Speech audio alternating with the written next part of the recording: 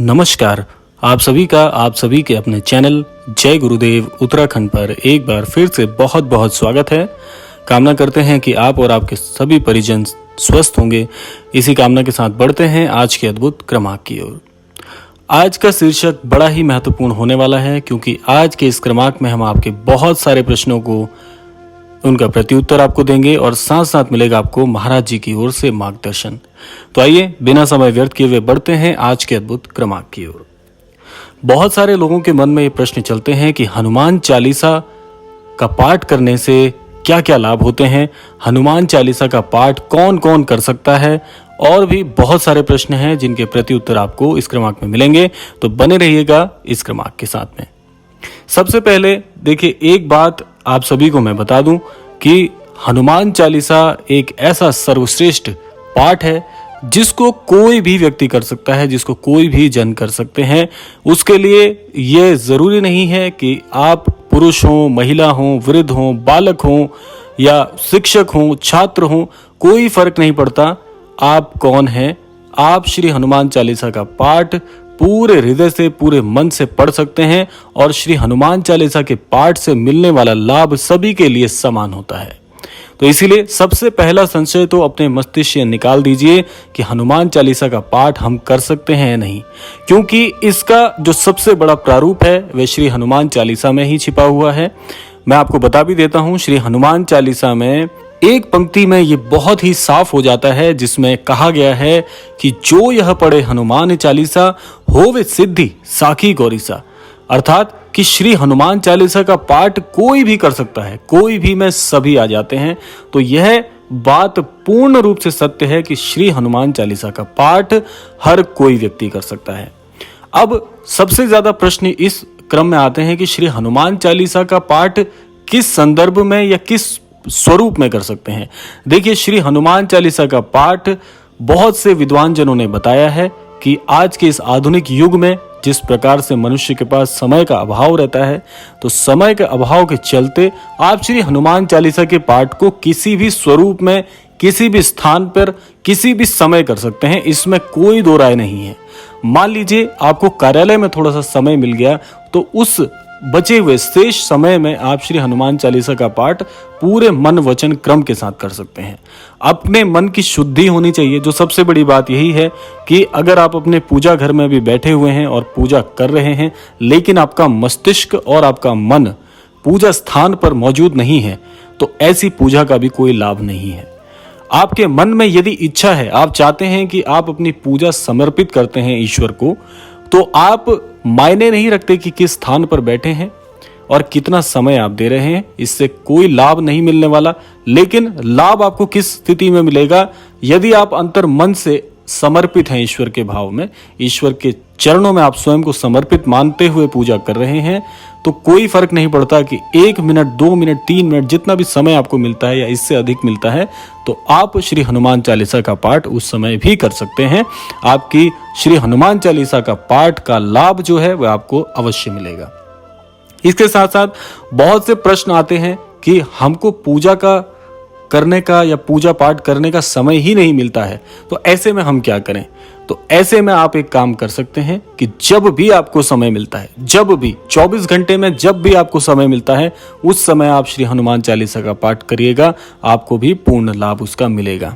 सबसे ज्यादा महत्वपूर्ण किन के लिए होता है? देखिए, सबसे ज्यादा महत्वपूर्ण होता है जिनके जीवन में बहुत दुख चल रहे हैं, दरिद्रता चल रही है, जो बहुत समय से परेशान है, जिनके जीवन में कभी लाभ की स्थिति भी देखने को नहीं मिली। ऐसे लोग अगर श्री हनुमान चालीसा का पाठ करते हैं, तो श्री हनुमान जी प्रसन्न होकर आपके जीवन में आपको वह सब कुछ दे देते हैं जिसके लिए आप समर्थवान बनने का प्रयास कर रहे हैं। बहुत से लोग इस क्रम में प्रश्न पूछते हैं कि श्री हनुमान चालीसा के पाठ का लाभ कैसे कैसे मिलता है। अब देखिए, लाभ मैं आपको बता दूं, वैसे तो अनगिनत लाभ हैं। अनगिनत लाभ ऐसे हैं कि जिस संदर्भ में आप प्रार्थना कर रहे हैं ईश्वर के लिए, श्री हनुमान चालीसा को आप ऐसे मान लीजिए कि सब कुछ देने में सक्षम है श्री हनुमान चालीसा का पाठ। सब कुछ, वह कुछ भी हो सकता है। असंभव से असंभव चीज भी आपके जीवन में अवतरित हो सकती है, इतना सामर्थ्य है श्री हनुमान चालीसा में। बस एक बात मैं आपको कहना चाहूंगा, जो कि श्री महाराज जी भी इंगित करते हैं कि श्री हनुमान चालीसा का पाठ यदि व्यक्ति पूरे भाव से करता है, पूरे भाव से का आशय है कि पूरे हृदय की गहराई से आप ईश्वर को समर्पित हो जाइए। समर्पण का भाव जिसने जीवन में सीख लिया, ऐसे व्यक्ति के लिए जीवन में सब कुछ समर्थवान हो जाता है। तो इसीलिए पूरे भाव से यदि आप श्री हनुमान चालीसा का पाठ करते हैं तो आपको कोई आवश्यकता नहीं, जैसे बहुत से लोग बताते हैं कि 40 दिन कर लीजिए, 21 दिन कर लीजिए, 108 दिन कर लीजिए। दिन और समय मायने रखता ही नहीं। आप स्वयं को समर्पित होकर पूरे हृदय से यदि एक बार भी श्री हनुमान चालीसा का पाठ करते हैं तो श्री हनुमान जी कब प्रसन्न होकर आपकी मनोकामना पूर्ण कर दें आपको भी पता नहीं होगा। क्योंकि श्री हनुमान जी इतने दयालु हैं, इतने भोले हैं, जिस भक्त पर एक बार वो कृपा कर देते हैं तो उस भक्त के लिए जीवन में ऐसा कोई प्रसाद नहीं जो पाया नहीं जा सकता। सब कुछ आपके हाथ में हो जाता है। ये सृष्टि सब कुछ आपके लिए सुलभ करा देती है। अब सबसे महत्वपूर्ण प्रश्न यह है, जैसे महिलाएं पूछती हैं कि मुश्किल दिनों में क्या हनुमान चालीसा का पाठ किया जा सकता है। सबसे ज्यादा जो पूछे जाने वाला प्रश्न है वह इसी संदर्भ में है, महिलाओं के लिए। देखिए, एक बात मैं आपको कहना चाहूंगा कि जो ईश्वर का वास होता है वह आपके मन पर होता है। आपके मन में हर व्यक्ति के अंदर, हर प्रत्येक व्यक्ति के मन के अंदर ईश्वर विराजित हैं। और जब पूरे आपके जीवन में ईश्वर का आशीर्वाद छिपा हुआ है तो किसी प्रकार का कोई भ्रम नहीं, कोई रहस्य नहीं, किसी प्रकार का संशय नहीं। लेकिन एक बात मैं कहना चाहूंगा, इस प्रश्न को यदि आप अपने मन से पूछें कि ईश्वर आपके अंदर विराजित हैं, यदि मुश्किल दिनों में भी आपकी पूर्ण इच्छा है, आप पूर्ण रूप से समर्पित हैं, तो आप अपने अंतर मन से ये प्रश्न पूछिए, क्या इस परिस्थिति में मुझे पाठ करना चाहिए? तो आपका अंतर मन आपको इसका जवाब दे देगा। वैसे तो प्रत्येक दिन, प्रत्येक समय पर, प्रत्येक परिस्थिति, प्रत्येक स्थिति ईश्वर के हाथ में है और ईश्वर को याद करने का कोई समय नहीं होता। ये जीवन ईश्वर ने दिया है, ये स्वास्थ्य ईश्वर ने दी है, कष्ट भी ईश्वर देते हैं और प्रसन्नता भी ईश्वर देते हैं, सुख भी ईश्वर देते हैं, दुख भी ईश्वर देते हैं। तो ईश्वर से कुछ भी छिपा नहीं है। लेकिन फिर भी ये निर्णय आप स्वयं पर, अपने अंतर्मन पे छोड़िए, आपको इसका प्रत्युत्तर अपने अंतर्मन से मिल जाएगा। तो ये इतना लाभकारी होता है जीवन में श्री हनुमान चालीसा का पाठ करना। बस एक बात जो सबसे जरूरी है, और एक प्रश्न मैं और बता दूं आपको जो सबसे ज्यादा पूछते हैं हमारे दर्शकगण, वो ये है कि पूजा कैसे की जानी चाहिए। देखिए, पूजा करने का कोई विधि नहीं है। विधि कहीं पर भी, देखिए बहुत से लोग अलग अलग विधि बताते हैं कि इस क्रम में बैठिए, इस तरह से प्रार्थना करिए। तो मैं आपको एक बात ये कहना चाहूंगा कि जिसका मन चंगा उसके लिए कटौती में गंगा।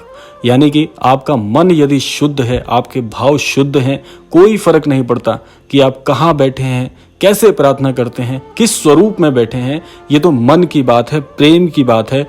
जैसे आप ईश्वर को मन से प्रसन्न कर लेते हैं, आपको ईश्वर का आशीर्वाद उस स्वरूप में मिल जाता है।